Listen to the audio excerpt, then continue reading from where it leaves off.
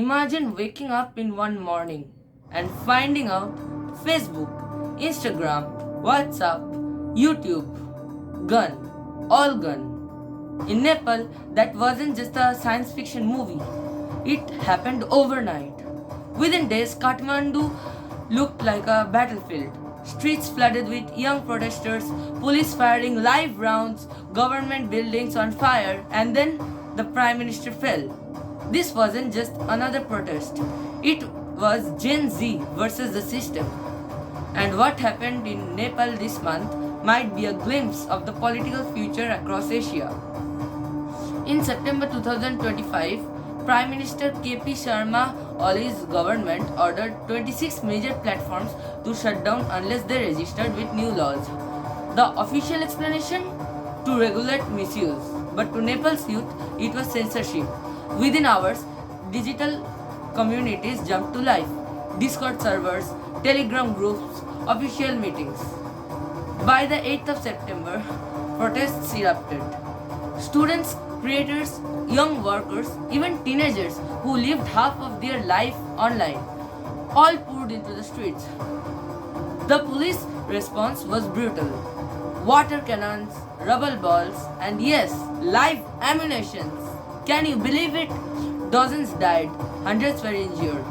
Within a week, Oli, like the Prime Minister of Nepal, resigned, and for the first time in Nepal's history, a former Chief Justice, Sushila Karki, was sworn as an interim Prime Minister. Nepal was a Himalayan monarchy for centuries. But after a bloody Maoist insurgency and mass uprisings, the monarchy collapsed in 2008. The country became a republic, a huge win for democracy. But in the 17 years since, instability has been the rule, not the exception. Nepal has seen dozens of governments, endless corruption scandals, and constant infighting amongst the political elites. For young Nepalese, who make up more than half the population, the republic hasn't delivered. Jobs are scarce, so millions leave for the Gulf or Malaysia to work. Corruption and nepotism are so normal that politicians' kids flaunt their luxury lifestyles while ordinary families struggle to pay for their school fees. So when the state tried to block the apps that Gen Z practically live on, the frustration exploded. Here's how the crisis spiraled. September 4th, government banned 26 platforms overnight. Nepal feels digitally cut from the rest of the world, like it gives a feels of a dictatorship, right? Just like North Korea. September 8th, the first major protests in Kathmandu. Students chant against corruption and censorship. Police opened fire. Yes, you heard it right. Police opened live rounds. The first deaths are confirmed. Like, the main problem is that there are a lot of children who died. Think about their families, their parents, and all their friends, their hopes, and their all it's so sad. Anyway, September 9th to 10th, the protests grew. Government buildings are torched. Parliament resembles a war zone. Even the airport briefly falls under tight military guard. Behind closed doors, army generals urge Oli to step down. By the evening of the 10th, he resigns. Social media across begins to return. But by then, the damage is done, both to lives and to trust. Why Gen Z? Gen Z didn't just join these protests, they drove them. Why? Because they had the most to lose. Their classes were disrupted, their side hustles depended on online platforms, and their entire social lives ran through banned apps. But it wasn't just about apps, it was about dignity.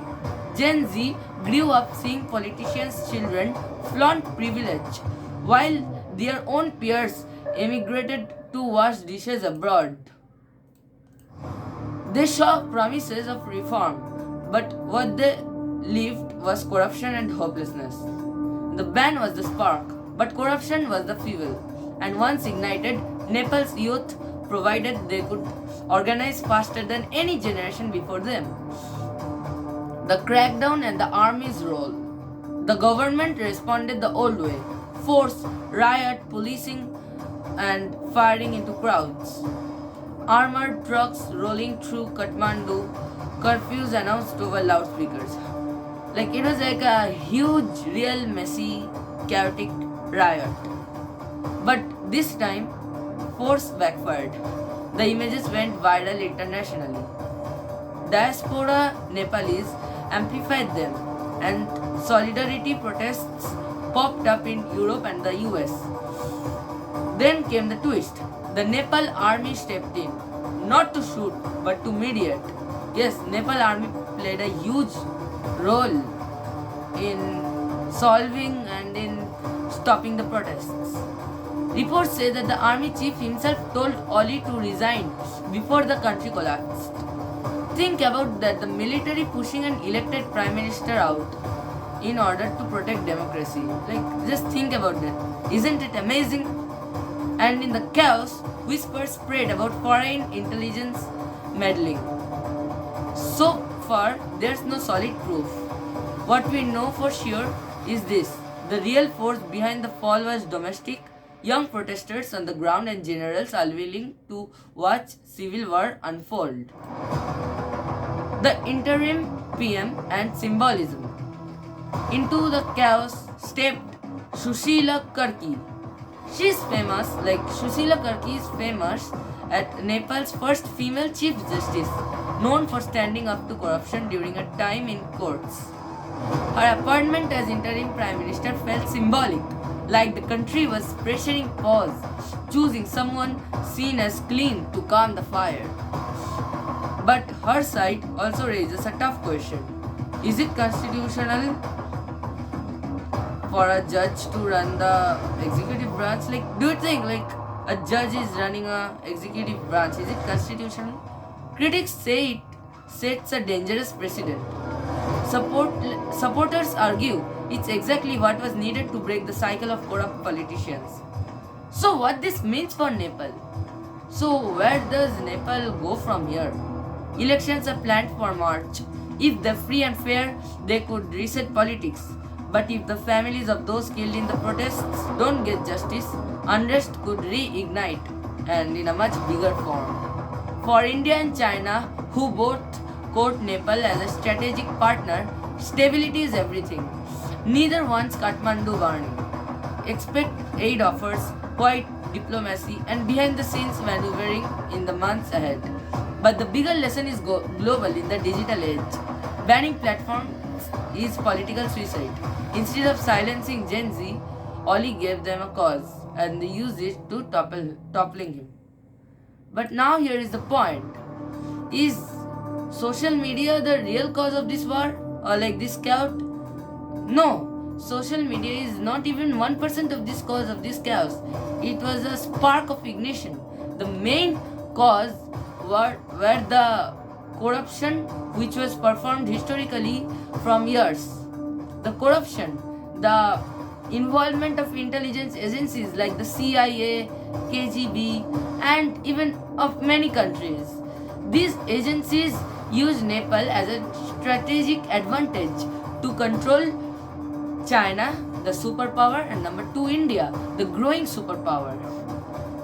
Mainly first world countries like USA, Russia, they used Nepal and they intervened in Nepal a lot, and that hampered Nepal's own politics. In the span of 1 week, Nepal showed how fragile governments can be and how powerful young people are when they feel ignored. The apps may be back online, but the trust is broken. For Nepal's Gen Z, this was more than a protest. It was a declaration. Enough is enough. The only question now is, will Nepal's leaders listen, or will this cycle repeat? And I personally support for Nepal, and I think we all should support for Nepal. No, I'm not telling about the corrupt politicians. I'm telling about the innocent kids and their parents and everybody, every common mass of Nepal. we should support them because they are the ones who are working hard, and the politicians and the fucking politicians, they are taking money and they are like acting as a sponge, absorbing all the money, and they are enjoying their lifestyle. Politicians' kids flexing their money online on social media, while poor kids are not even having social media in Nepal at one point. So this is not done. We should all support against Nepal. So write down in the comments what you think about this video, and if you support Nepal, then leave a like and hit the subscribe button. This is for today. See you in the next video.